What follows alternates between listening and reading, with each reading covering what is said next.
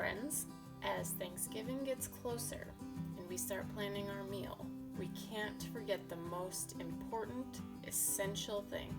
You've got that right. Dessert.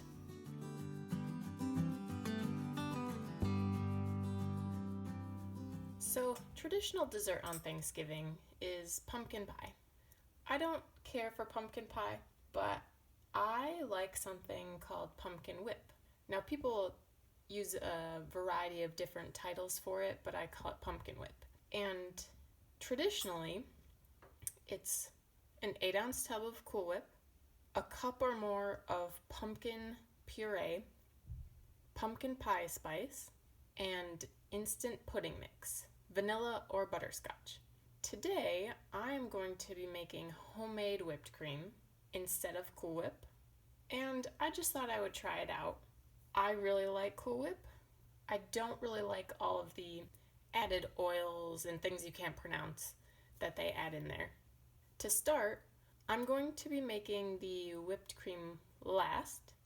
So right now we'll start by mixing together our pumpkin mixture. The recipe I'm using calls for a whole can of pumpkin puree.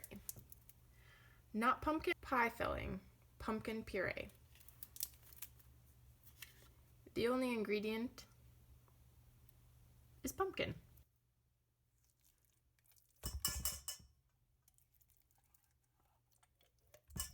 Then we have a regular sized box of pudding, not the large size, just the normal. This one is a 3.4 ounce packet of instant vanilla. If you want, you can use butterscotch. I guess it's up to your taste buds. Are you a big fan of butterscotch? Then maybe you should go with the butterscotch pudding. But I've always had it with vanilla, and that's how I like it. So that's how I'll make it today. But you can choose whatever you want.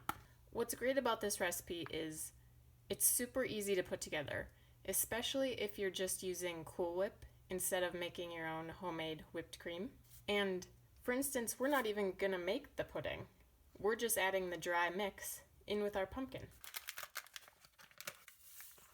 So really, it's a great alternative to pumpkin pie. If you usually make a homemade pumpkin pie, that can take a little bit of your time. And if you're hosting dinner and you've got 5-10 different dishes you're juggling, pumpkin whip might be a good idea because it's quick and you can just stick it in the fridge. You can make it the night before if you want.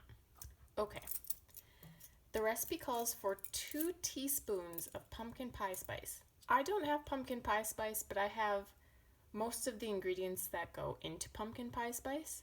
So I'm going to use cinnamon, and cinnamon's my favorite. So I'm going to do 1 1/4 teaspoons of cinnamon. So that's 1 1/4 teaspoons of spice. So we have 3/4 teaspoons left.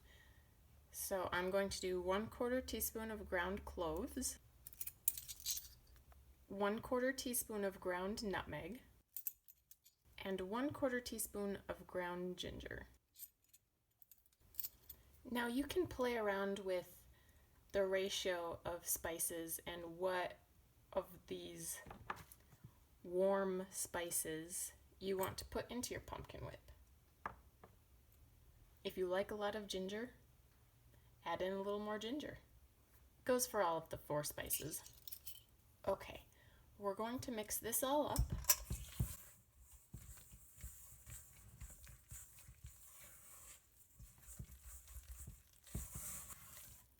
Don't worry about over mixing it. We just want to make sure there's no powder left in the pumpkin mixture. Looks pretty mixed in to me. So we are going to set this aside. So you'll see that my bowl and my whisk are a little frosty, and that is because we want our whipping cream and all of our tools to be nice and cold, and that helps bring the liquid into whip. So be sure to pop your beater or beaters. I just have one because I'm using an immersion blender wand with the whisk attachment. So your beaters or your beater, also if you have a stand mixer, it'll only be one, into the freezer for at least 5 to 10 minutes and get it nice and cold. So we're making enough whipped cream to substitute in for the 8-ounce tub of Cool Whip. So for 8 ounces of whipped cream, we are going to need approximately 1 3/4 cups of whipping cream.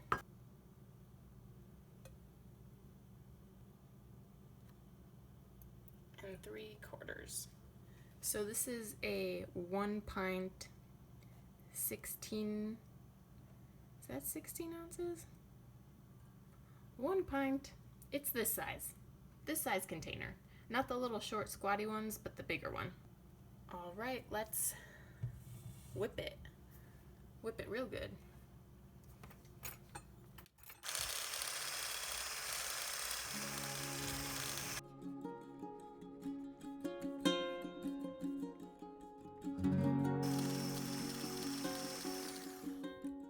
So when we first started, you notice there was a ton of bubbles, a ton of foam on the top, and now we're transitioning into the next stage of making a whipped cream, and the bubbles are becoming fewer, and we're getting closer to our delicious whipped topping.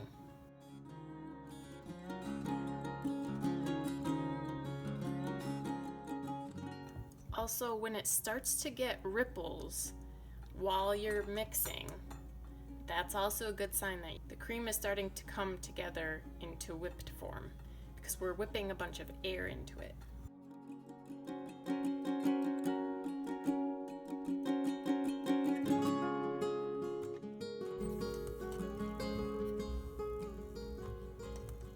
We're getting there, we're almost there.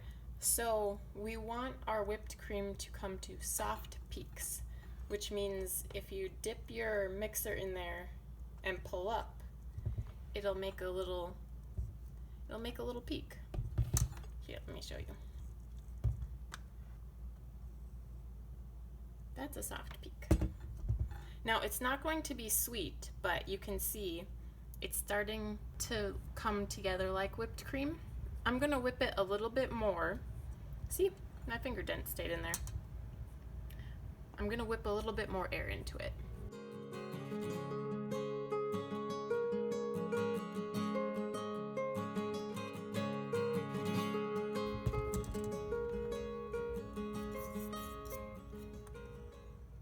I like that. The peak stayed. I like that the peak stayed.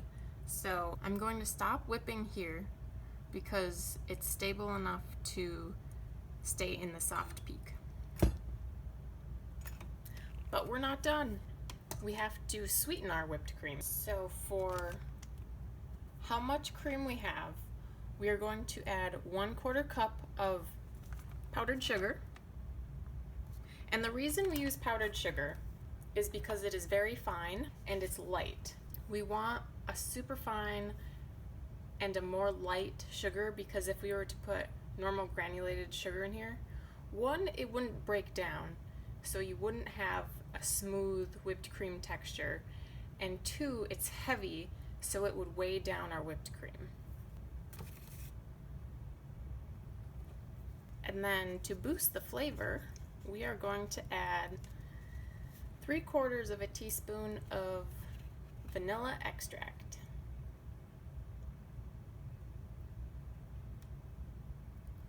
And we are going to beat that until it's just incorporated.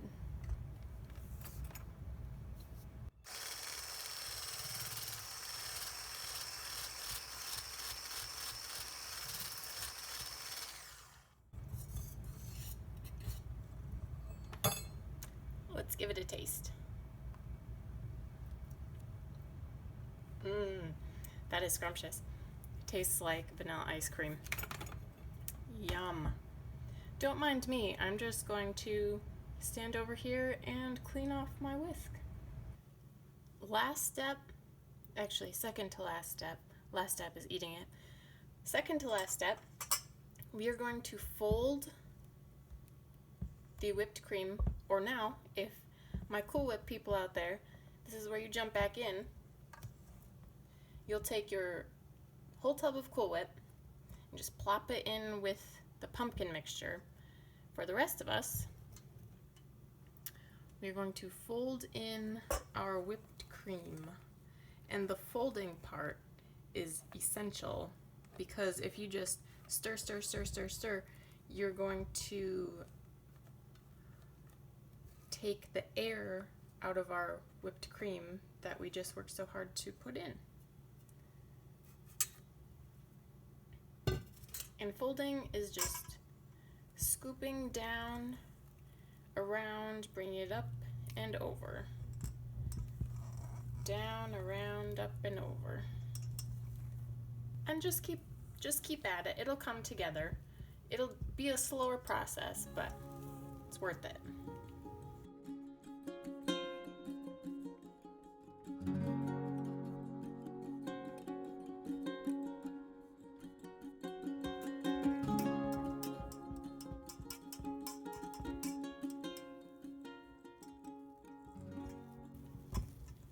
I think we have it, folks. So it's this pretty light autumn color. The pumpkin just makes it this beautiful orange. Pumpkin whip. Now, you can eat this all by itself. It's basically deconstructed pumpkin pie. Because let's be honest, how much Cool Whip or whipped cream do you put on your pumpkin pie? Not judging. Well, we have to taste it, of course. Let me get myself a little bowl of it. Some recipes call for you to add some milk, and that just thins it out. But I like that it's a nice thick dip. And what are we going to dip in it, you say? Well, vanilla wafers and ginger snaps, of course. Now riddle me this. My store was all out of ginger snaps. Who is eating all of the ginger snaps? But the windmill cookies are very similar, and ginger snaps are my favorite thing to dip in the pumpkin whip.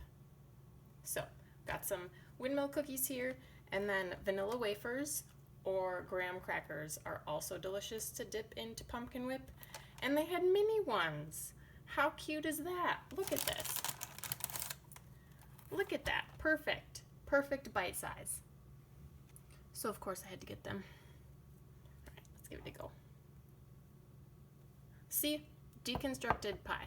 There's your pie crust. That's lovely. The sweetness, it's just subtly sweet. The sweetness comes from your whipped cream or your Cool Whip.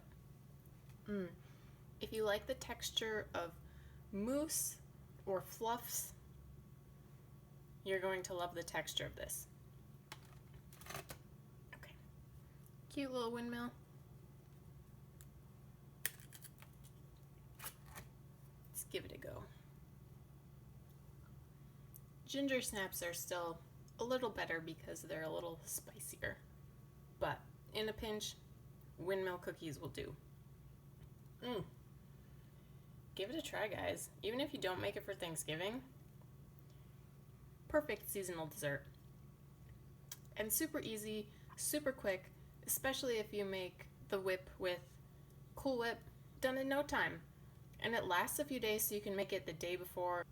Well, if you liked this video, please give it a big thumbs up. If you like pumpkin pie, please leave a comment down below. I'm curious. I know it's tradition, but do people actually like the taste of it, or is it just a socially acceptable way to eat a lot of Cool Whip? Not saying, but I'm just saying. Well, I'll leave you guys there. This is the latest in the Thanksgiving dinner series. There is a mashed potato recipe that came before this, and there are more Thanksgiving dinner recipes to come after this. So if you're interested, go check out the mashed potato recipe.